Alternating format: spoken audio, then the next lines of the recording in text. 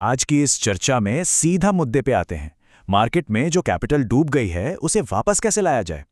Panic को भूलकर एक बहुत ही सिस्टमैटिक और लॉजिकल प्रोसेस के जरिए उस नुकसान की भरपाई कैसे हो सकती है, आज इसी का पूरा विश्लेषण करेंगे। सबसे बड़ा और चुभने वाला सवाल, मार्केट में आखिर नुकसान होता क्यों है। देखिए, बिना बीमारी को समझे इलाज मुमकिन नहीं है। रिकवरी की ओर बढ़ने के लिए सबसे पहले ये मानना ही पड़ता है कि गलती कहाँ हुई और इस भारी नुकसान की असली जड़ क्या है। तो आज की हमारी चर्चा इन 5 मुख्य पिलर्स पर टिकी है। पहला, मार्केट में नुकसान का सच। दूसरा, माइंडसेट और भावनाओं पर नियंत्रण। तीसरा, सही निवेश रणनीति बनाना। चौथा, अनुशासित ट्रेडिंग और रिस्क मैनेजमेंट। और पांचवा, एक सुरक्षित भविष्य की राह। नंबर 1, मार्केट में नुकसान का सच। आइए सीधे उन गलतियों की बात करते हैं जो भारी नुकसान का कारण बनती हैं।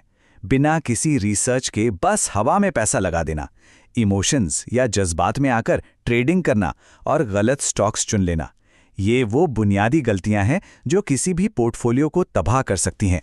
इन गलतियों को पहचानना ही सुधार का पहला कदम है। नंबर 2, माइंडसेट और भावनाओं पर नियंत्रण। यहाँ एक बहुत ही दिलचस्प कॉन्ट्रास्ट देखने को मिलता है।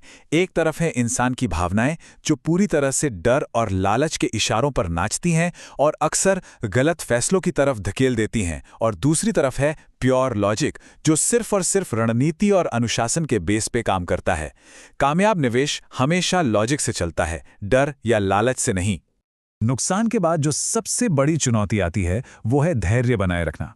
अक्सर लोग रिवेंज ट्रेडिंग करने लगते हैं, यानी मार्केट से बदला लेने की कोशिश में जल्दबाजी में बड़े और बेवकूफ़ी भरे ट्रेड ले लेते हैं। ऐसा बिल्कुल नहीं होना चाहिए। नुकसान के बाद दिमाग शांत रखना और अपने प्लान पर टिके रहना ही सबसे बड़ी ताकत होती है।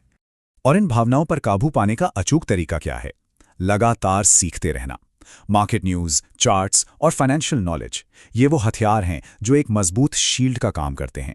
जानकारी जितनी पक्की होगी, फैसले उतने ही शानदार होंगे और डर या लालच की गुंजाइश उतनी ही कम रह जाएगी।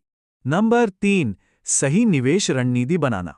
बिना प्लान के मार्केट में उतरना किसी जुए से कम नहीं है। एक सॉलिड ट्रेडिंग प्लान के 3 नियम होते हैं। चरण 1, एंट्री पॉइंट पहले से फिक्स होना चाहिए। चरण 2, एग्जिट कब करना है ये भी पहले से तय हो। और चरण 3, स्टॉप लॉस का सटीक निर्धारण। कोई भी ट्रेड लेने से पहले ये तीनों बातें एकदम क्रिस्टल क्लियर होनी चाहिए। मार्केट का एक बहुत ही कड़वा लेकिन सच्चा उसूल है, जल्दी अमीर बनने की सोच से बचें। रातों रात करोड़पति बनने का ख्वाब ही सबसे ज्यादा डुबोता है। इस मानसिकता को तुरंत दिमाग से निकालना होगा। सारा फोकस लंबी अवधि के निवेश पर होना चाहिए, क्योंकि वक्त के साथ अच्छे स्टॉक्स ही असल वेल्थ क्रिएट करते हैं। नंबर 4, अनुशासित ट्रेडिंग और रिस्क मैनेजमेंट। रिस्क मैनेजमेंट में एक शब्द जो बार बार गूंजता है वो है स्टॉप लॉस। और ये कोई ऑप्शनल चीज नहीं है, ये एक मैंडेटरी टूल है। हर एक ट्रेड में नुकसान को एक तय लिमिट के अंदर बांधे रखने के लिए स्टॉप लॉस का इस्तेमाल करना ही पड़ता है। ये कैपिटल को बचाने वाली सबसे मजबूत ढाल है। रिस्क को मैनेज करने का एक और गोल्डन रूल है, कभी भी किसी एक स्टॉक या एक ट्रेड में अपनी पूरी पूंजी नहीं झोंकनी चाहिए। कुल पोर्टफोलियो का एक बहुत ही छोटा हिस्सा ही एक सिंगल ट्रेड के लिए अलॉट होना चाहिए। सारा पैसा एक ही टोकरी में रखना एक बहुत बड़ी भूल साबित हो सकती है। अब कैपिटल तो सुरक्षित कर ली, लेकिन सही स्टॉक का चुनाव कैसे हो? निवेश हमेशा उन कंपनियों में होना चाहिए जिनके फंडामेंटल्स पत्थर की तरह मजबूत हों, जिनकी आगे बढ़ने की संभावनाएं बहुत उज्जवल हों। और ये सब ऐसे ही नहीं पता चलता, इसके पीछे एक बहुत ही गहरी और सॉलिड रिसर्च का होना लाजमी है। रिकवरी कोई जादू नहीं है, इसमें वक्त लगता है। पहले दिन की शुरुआत हमेशा बहुत ही छोटे ट्रेड से होनी चाहिए। पहले हफ्ते तक रिस्क को एकदम सख्ती से कंट्रोल में रखा जाता है।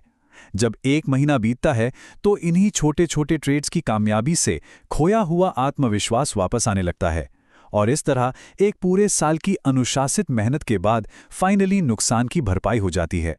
नंबर 5, एक सुरक्षित भविष्य की राह। नुकसान के उस भारी दर्द से लेकर एक अनुशासित रणनीति की जीत तक का ये पूरा सफर एक सिस्टमैटिक सोच पर टिका है। तो अब एक बहुत ही गहरा सवाल छोड़कर जाते हैं। कल सुबह जब मार्केट खुलेगा तो उस पहले ट्रेड का मार्गदर्शन कौन सी तार्किक रणनीति करने वाली है? ये सोचने वाली बात है, क्योंकि इसका जवाब मजबूत रिसर्च और अनुशासन में ही छिपा है। इस चर्चा में शामिल होने के लिए बहुत बहुत धन्यवाद।